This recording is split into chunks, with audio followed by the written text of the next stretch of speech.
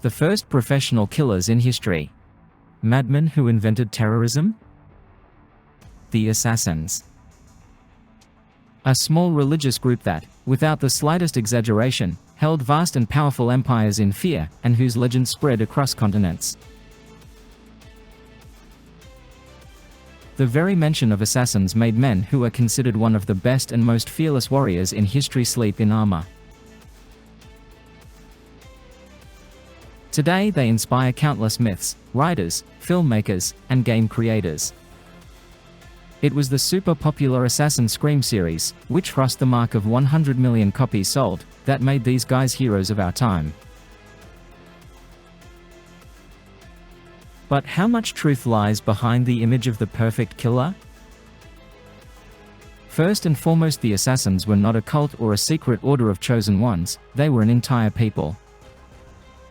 Their state stretched from present-day Tajikistan to North Africa. Despite lacking a standing army, they survived in one of the world's most volatile regions from 1090 to 1256. The assassins were followers of the Shiite branch of Islam. Unlike Sunnis, they do not elect a spiritual leader. He must be a direct descendant of Ali ibn Abu Talib, the Prophet Muhammad's brother. Differences in Islamic interpretations led to intense hatred between Shiites and Sunnis. They often fought each other more fiercely than against the Crusaders. They sometimes allied with Crusaders to target heretical followers of the Prophet. So our heroes belong to the Shiites, who in turn are also divided into several branches. Therefore, it would be quite correct to call the assassins Ismailis Nizarites. A supporter of this particular direction was a certain Hassan ibn Sabah. Not sharing anything with Persian officials, Hassan became a fugitive from the law. He captured the mountain fortress of Alamat without firing a shot by convincing most inhabitants to join the Ismaili faith. The assassin state will emerge from here. The Ismaili base was called the Eagle's Nest, a real natural fortress hidden in the mountains, a bastion that is very difficult to approach. That's why eliminating this small religious community early on was no easy task. Therefore, the Sunnis sought, at least, to spoil the reputation of the assassins, to make them a kind of small sect of drug addicts. Like, there is no one to be afraid of. The name, assassins, was attributed to the Nizarites by their enemies. They hinted that Hassan ibn Sabah, the state's founder, gathered people from the lower, poor, and ignorant social strata. The word assassin likely comes from the similar-sounding hashishiyah, a derogatory term meaning something like rebel. Enemies spread rumors that the sect's leaders used narcotics to control followers, but the Sunni smear campaign only partly succeeded. The word assassin stuck, but instead of meaning junkie or lowlife, it came to mean elite killer. And where propaganda failed, brute force followed. Hassan and his followers were disliked by the neighbors. They lived surrounded by vastly superior enemies in number and firepower. In the end, the Great Seljuk state, to which Alamat belonged before the arrival of Ibn Sabah, decided to expel the Ismailis.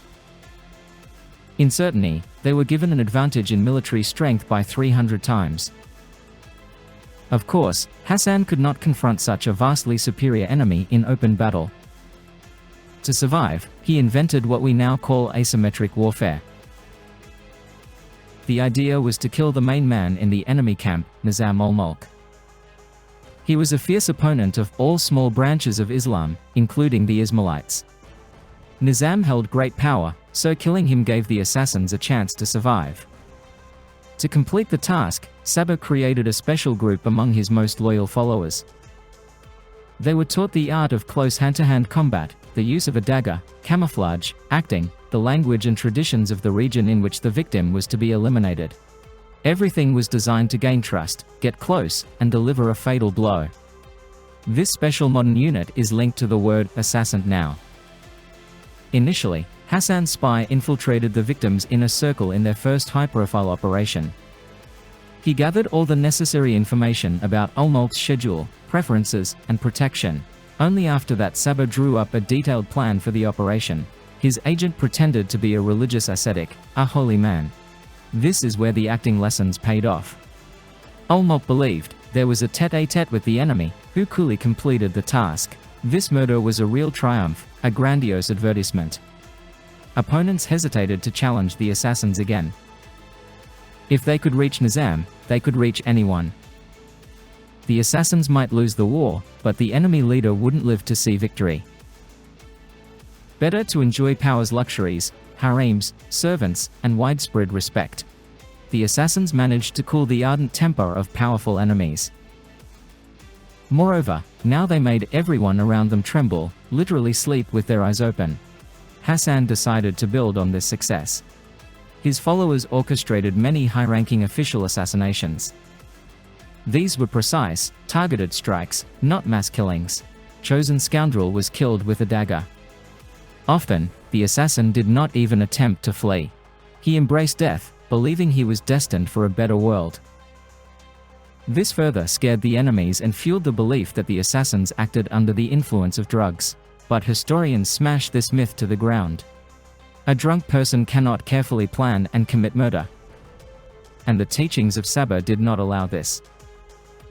Hassan himself led an extremely ascetic life and demanded the same from his followers. The assassins targeted not ordinary people, but powerful figures in fortified strongholds guarded by armies.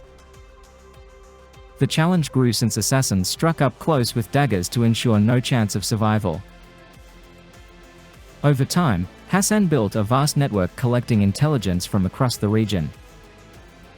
The Ismailis gathered information from markets and castles to select targets accurately, studying their habits, schedules, and security vulnerabilities to become ideal assassins. A series of successful attacks made the Nizari state a full-fledged player on the map of the region. They had many fortresses in a considerable area. The population of the country reached 60,000 people and they became real stars of the continent. In an era of brutal clashes, the assassins' precise attacks were elegant and sophisticated. Legends of these fearless killers eventually spread to Europe. That moment came when the assassins killed Conrad of Montferrat. He was a major figure among the Crusaders and a contender for the throne of Jerusalem.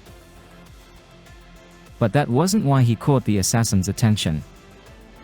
Generally, Nizarites do not favor Christians much, as they united with them against the Sunnis. An enemy's enemy is a friend of mine. But this particular crusader was very annoying. He sharpened his teeth at the Ismailis, and even conducted some negotiations with their main enemy, Salah ad-Din. The assassins planted an agent in Conrad's circle and observed for months. Montferrat's ascent to power in Jerusalem was urgent. The assassins launched a swift strike, eliminating the target and proving their unseen reach. Of course, not every Ismaili attack ended in mourning for their enemies. They attempted to kill Salah ad-Din 3 times. Then he was in the throes of his glory, defeating the Crusaders and leading the Muslim army to revenge. Salah ad-Din aimed to unite the entire Middle East under the rule of Sunnis. Such a scenario was not part of the plans of the Ismaili assassins. Still, they failed to remove Salah ad-Din. At that moment, the assassins were defending more than just their own interests. Famous assassins became mercenaries. By killing Crusader leaders or Sunnis generals, whoever paid, the Ismailis protected their state until the Mongol invasion. Only Genghis Khan's descendants managed to destroy the assassin state. But at that time, no one on the planet was capable of resisting the Mongol horde. And by erasing the Nizarites from the political map of the world, the Mongols did not destroy their ideas. About 15 million Ismailis still live in different parts of the globe. Their leader is Karim Aga Khan IV, a direct descendant of the last ruler of the Alamut fortress. A wealthy and influential man. So, at least formally, the assassins still exist. Even if they have long rejected the bloody craft of their ancestors, the true gods of silent war,